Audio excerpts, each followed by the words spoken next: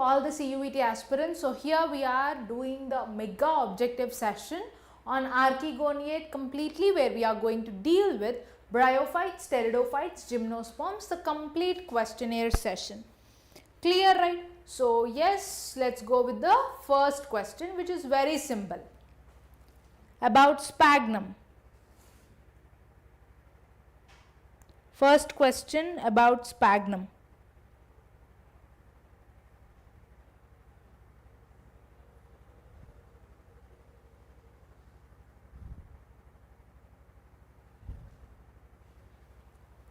Here we go with the answer.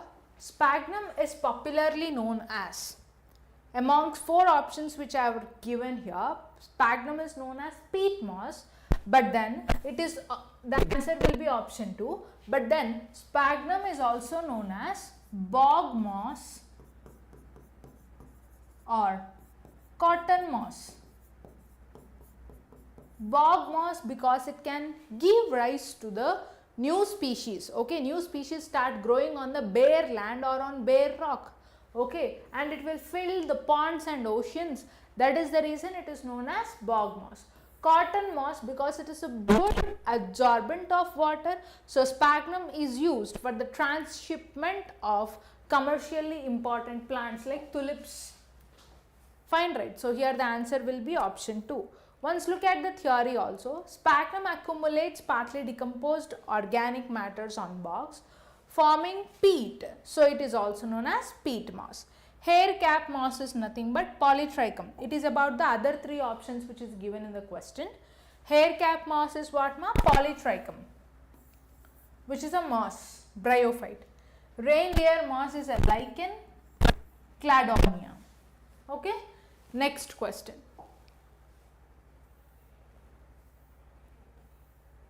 Which of the following eras are the age of pteridophytes?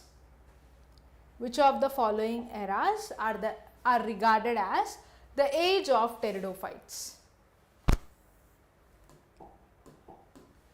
Very simple. Think and answer. It is asked from the introduction of pteridophytes, where we have dealt completely. The answer will be Carboniferous era. Okay, Carboniferous era is addressed as age of pteridophytes. Look at the answer also. Yeah, it is Carboniferous era. Explanation is the Carboniferous period is known as vast swamp forests which are dominated by pteridophytes like giant lycopods, horsetails, ferns are present. Their burial formed many coal deposits. So this period is also linked with coal formation. Which era, ma? Carboniferous era. Next is about ploidy or elaters in bryophytes. We have clearly discussed the differentiation also. The ploidy of elaters both in bryophytes and pteridophytes.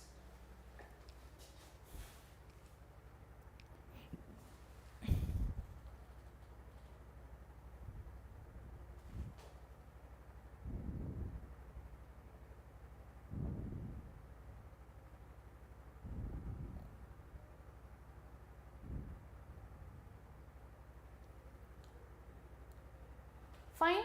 Elaters in bryophytes ploidy will be haploid, whereas elaters ploidy in pteridophytes is diploid. Pteridophytes, it is diploid. Remember, what is the purpose of elaters? They will ease the mechanism of spore dispersal both in bryophytes and pteridophytes, and the ploidy in bryophytes will be haploid. Here you look into elaters. Notably, they are found in liverworts like Mercantia. They are sterile elongated cells present in the capsule region of sporophyte, because in capsule region only the spores will be dispersed. Fine, right? Yeah, if you suppose this is the capsule region, in the capsule region only you will be having spore mother cells. The spore mother cells will undergo reductional division, forming out spores. These spores are haploid and they will be released out through pores called as elaters. Okay, they arise from the same sporogenous tissue region and part of sporophytic generation, but their cells are haploid because they develop from the haploid sporogenous line. After meiosis, associated development in the capsule tissue, okay, and functions to help in the spore dispersal, as elaters are hygroscopic in nature, which will absorb the water and it will dehydrate the wall layer. That is the reason it will be easy for the spore dispersal. Next question is about ginkgo biloba from Gymnosperms. Next question is from Gymnosperms, ginkgo biloba.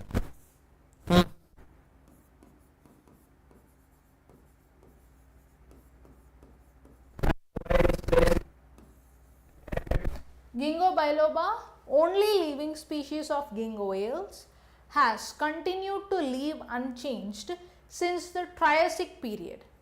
Triassic period of which era?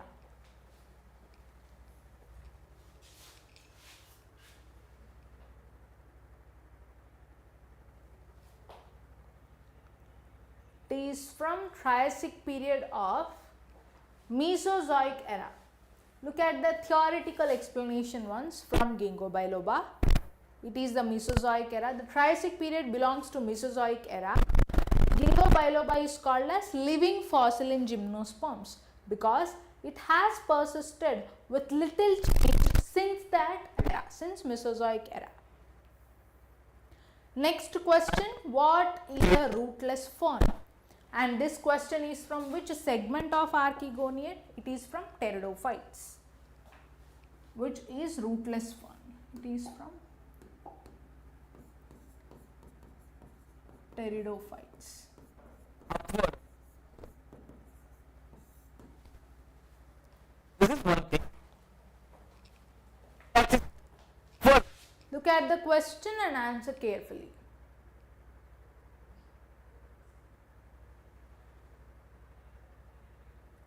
Here, the rootless fern is Salvinia, and here Salvinia is exhibiting one of the evolutionary feature from Pteridophytes, that is heterosporous nature, and it is a rootless fern.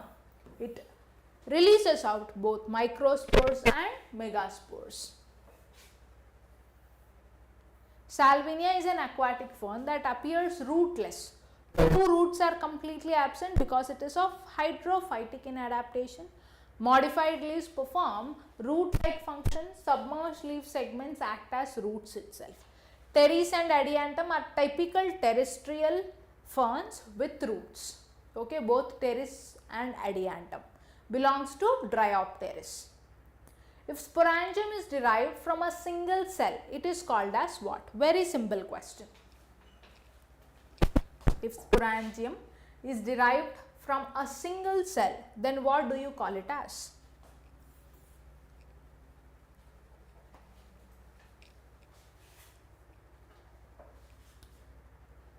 Sporangium developing from a single initial cell is addressed as leptosporangiate type.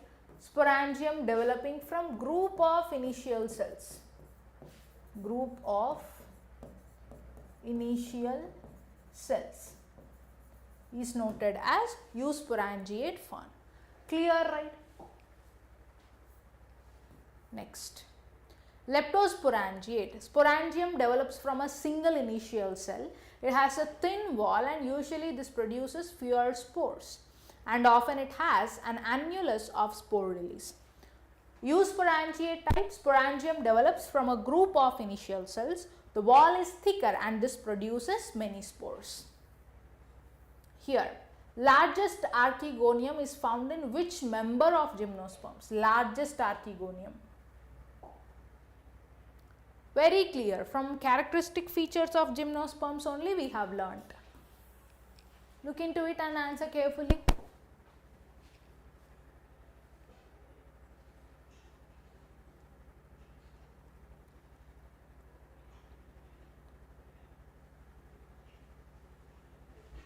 Yeah, largest archegonium is found in Cycas. okay, which belongs to cycadales. Yeah, Cycas has largest archegonium amongst gymnosperms, whereas conifers, the example given in our option is Pinus. This shows reduced archegonium.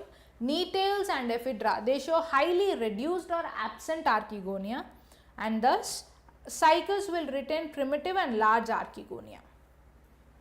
Thallus is differentiated into upper photosynthetic and lower storage region in. Thallus differentiated into upper photosynthetic region and lower storage region. In what thallophytes? See, Markantia and Riccia, both of them are liverworts. Right? Okay, Anthoceros belongs to Anthocerotopsida. All the three will have the same thing, that is upper photosynthetic region and lower storage region. So, the right answer will be option 4. Clear, right?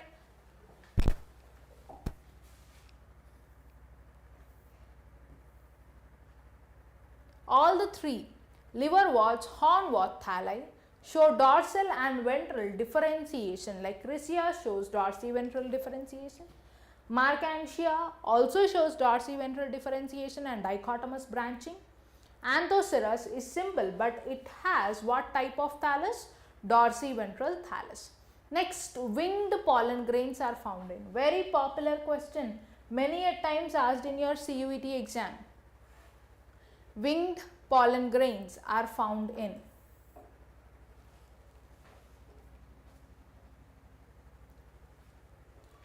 Winged pollen grains are found in Pinus, which belongs to coniferales. Okay, winged pollen grains are found in Pinus, that belongs to coniferales. Clear? And then, yeah, conifers have saccate winged pollen grains that aid in wind pollination. Cycads have large non-winged pollen grains and it has large archegonia also. In Funaria, peristomic teeth are. Firstly, tell me what is a peristomic teeth, what is its function. Same like how we have elaters in Bryophytes, we have peristomic teeth in advanced Bryophytes like Funaria, wherein the spore dispersal mechanism is facilitated by peristomic teeth. And the peristomic teeth, especially in Funaria, is of what type is the question. Look at it and answer carefully.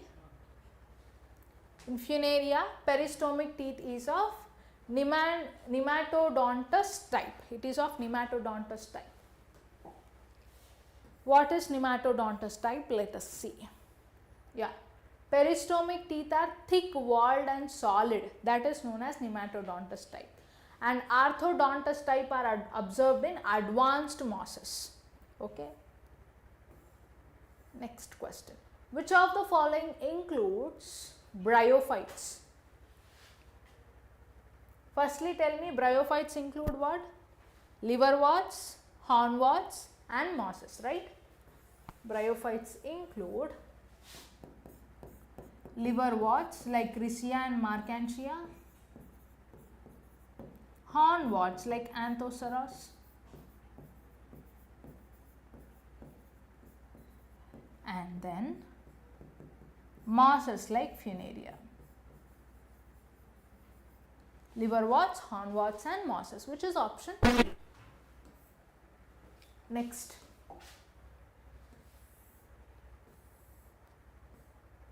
Bryophytes include liverworts, mosses and hornworts. Stoneworts is observed in algae, quillworts seen in Pteridophytes. Which of the following has no ventar in archegonium? Ventar is absent in archegonium. What are the main segments that are present in archegonium? It has neck, ventar and egg cell, which possesses neck canal cells, ventar canal cells and egg cell. But which archegonia ventar is absent or there is no ventar? It is in Riccia. In Riccia, there is no ventar.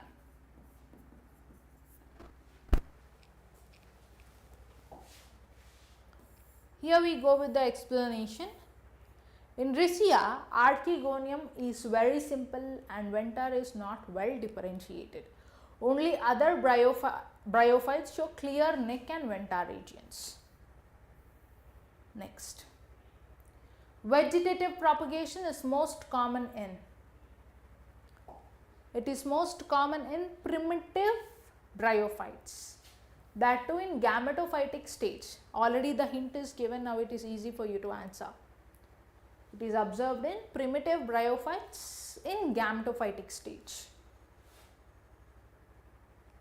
Primitive bryophytes in gametophytic stage, the answer will be Riccia gametophyte. Riccia gametophyte. Next, Riccia gametophyte. Riccia commonly reproduces vegetatively by fragmentation, adventitious branches, tubers.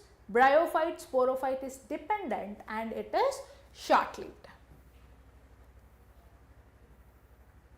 Which part of capsule produces sporogenous cells in Marchantia? Sporogenous cells in Marchantia are produced by which part of capsule?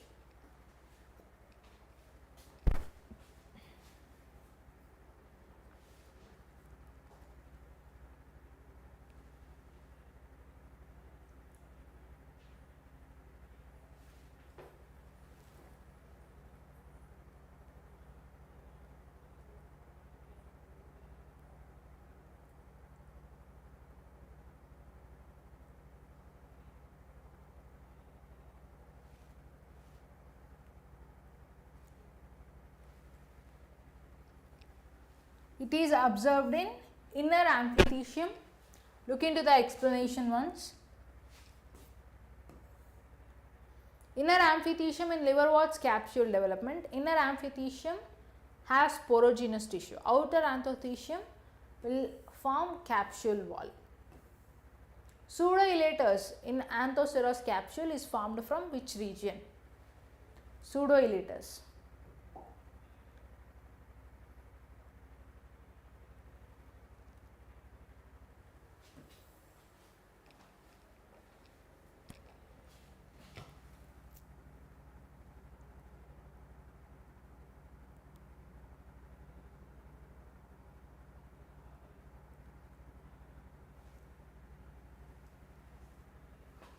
Pseudoelaters in Anthoceros capsule is formed from endothecium. Okay. Now you see from which region exactly. In Anthoceros, endothecium gives rise to columella, sporogenous tissue and pseudoelaters. Pseudoelaters will help in spore dispersal.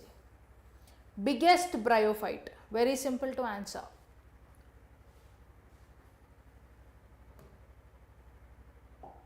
Biggest bryophyte.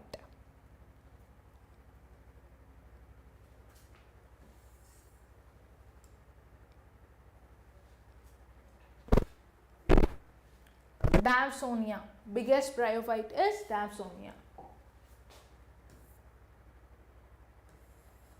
Davsonia grows up to 50 centimeters or more, which is largest bryophyte. Next. Presence of trabeculae in stem is characteristic of what?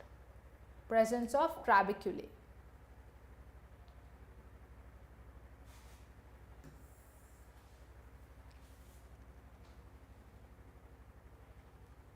Very simple and easy to answer, ma. Go through.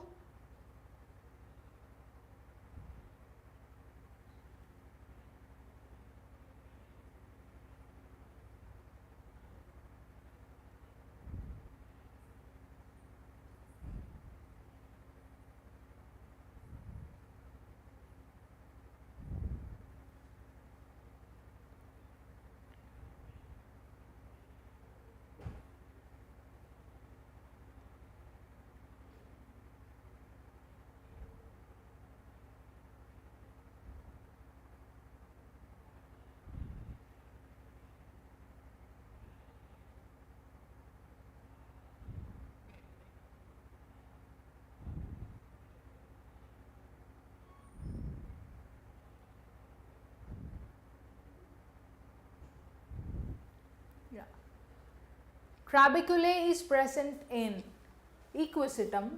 These are the tissues which help in connecting vascular tissues in ecosystem.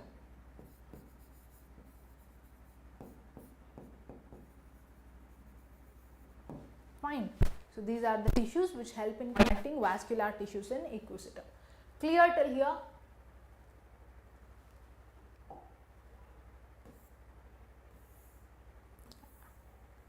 Next, bryophytes are very simple. They are amphibious, right? Bryophytes are amphibious because though they are present in moist soil regions, they are dependent on water for fertilization, where anthrozoids are travelled or across the water currents. It is amphibious because they are dependent on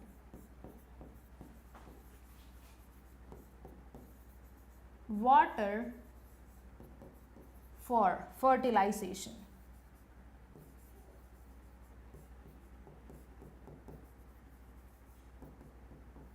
They are dependent on water for fertilization. Clear till here, ma? Any doubt anywhere? And then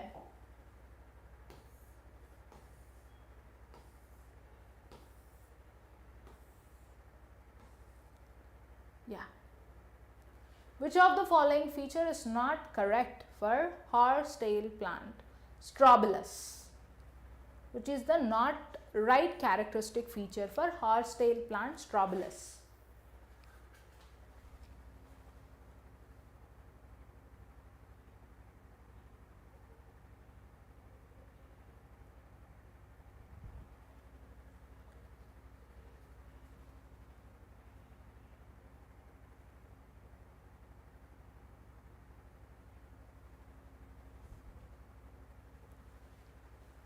Horsetail is what? Equisystem. It doesn't possess any heterosporous nature. It consists of homosporous condition only.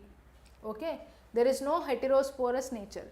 One strong example I can give you for few of the heterosporous pteridophytes includes Marsilia,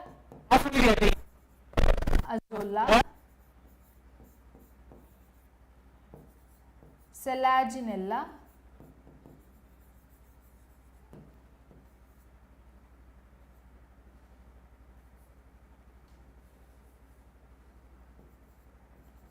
Salvinia. Marsilia, Azolla, Selaginella, Salvinia will possess heterosporous condition, whereas horsetail Strobilus doesn't possess any heterosporous condition. It is homosporous. Clear, right?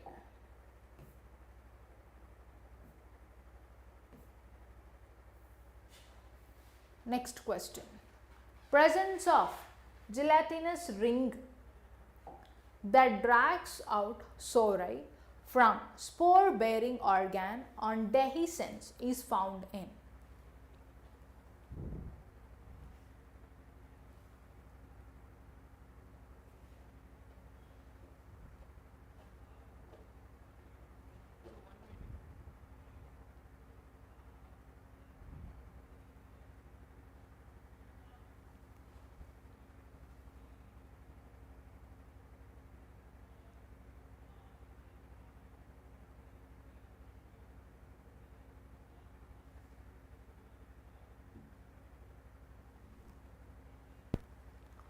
The right answer over here is Marsilia. Here in Marsilia, the spores are enclosed inside a sporocarp. Okay, it is a water fern and it is enclosed inside the sporocarp. During the dehiscence or during the time of spores dispersal, a gelatinous ring or band will swell, which will help to pull out the sori. Sori consists of spore. It will help to pull out the sori inside the sporocarp. Fine, right? So from here, which is a water fern, the spores are enclosed inside the sporocarp, inside which the gelatinous ring or band will swell, so that the sori is pulled out. Sori consists of spores. Next, a bryophyte differs from pteridophyte by a bryophyte differs from pteridophyte by? Very simple to answer.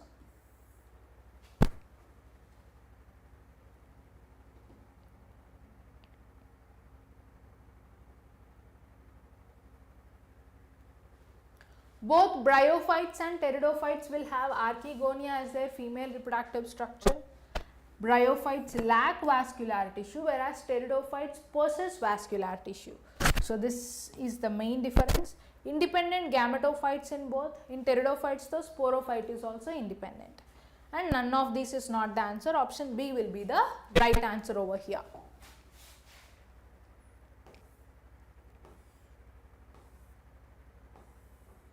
Next question. In gametophyte phase of bryophytes, the last cell will be what? In gametophytic phase, what will be the last cell? Last cell of gametophyte will be gametes, because gametes post fusion will form zygote, which is the first cell of sporophyte.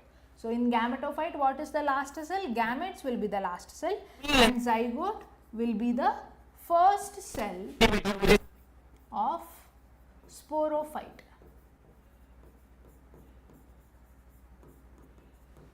Clear? And then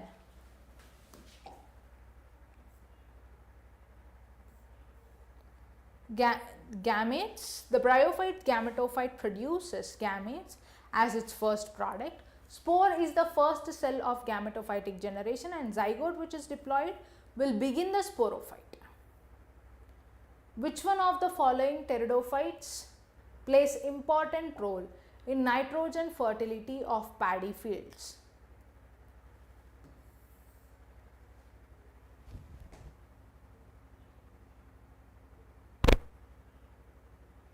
What will play important role in nitrogen fertility of paddy fields?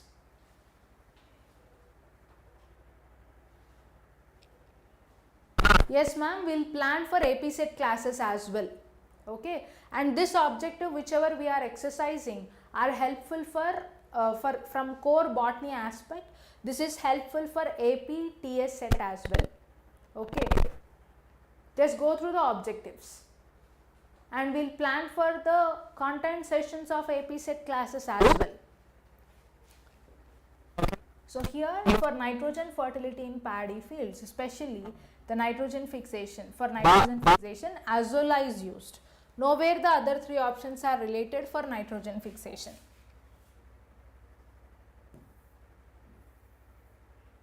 See, azolla contains symbiotic cyanobacteria, which is Anabaena azolae.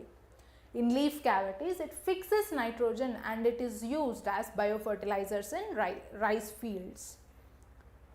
Here you see, the question is about air cavities in capsule of moss and which are partitioned with delicate strands of cells. These are partitioned with delicate strands of cells. These are called as what? Like air cavities are addressed as what here? Previously also we have learned air cavities which are present in the capsule of mosses, they are the connective tissues to vascular strand also. Connective tissues to vascular strands as well, and those are trabeculae. This is second time the question is asked on trabeculae. Just go through all the details and labelings of sporophyte once again, especially in the capsule region.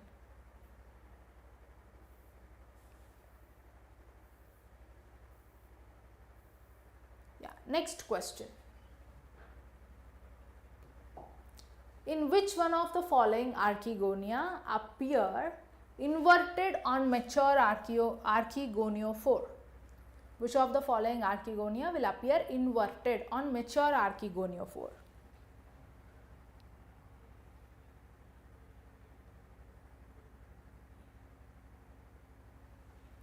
The well noted structures, both antheridiophore and archegoniophore of Mercantia, if we can recall, the archegonia will appear like what? Inverted structures on the mature archegoniophore.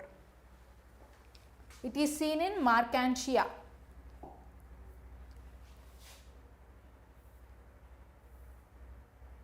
Archegonia develop on the underside of archegoniophore disc. As it matures, it becomes inverted, which is hanging downwards. Yeah, this question you look into, ma.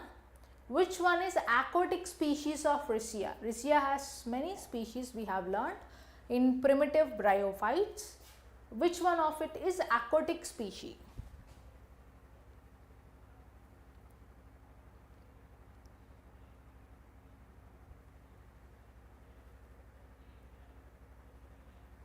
Yeah, here Riccia fluitians, this is the aquatic species, the rest three will be terrestrial ones.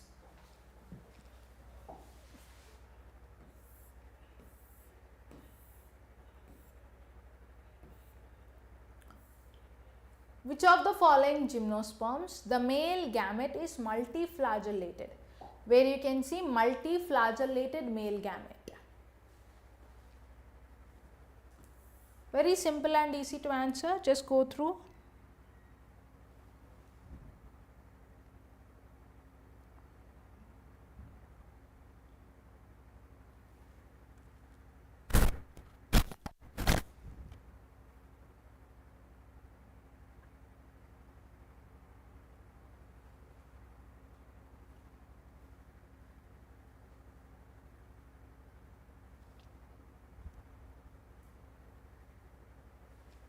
Yeah, the answer will be gingo. Of course, the option is not given. If it is given, you can also go with cycas, because both cycas and gingo will have multiflagellated sperms or male gametes. Clear? And the last question of today's session, last question.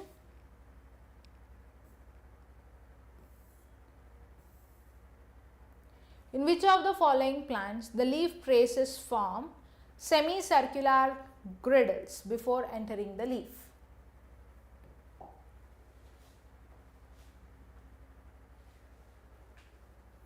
Semicircular girdles before entering the leaf.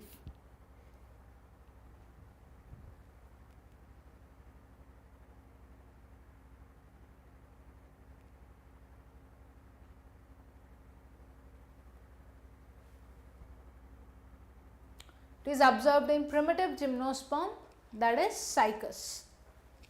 Okay, in cycas, which is the primitive gymnosperm, you can see the semicircular girdles before entering the leaf. Fine, like leaf traces are found. Fine.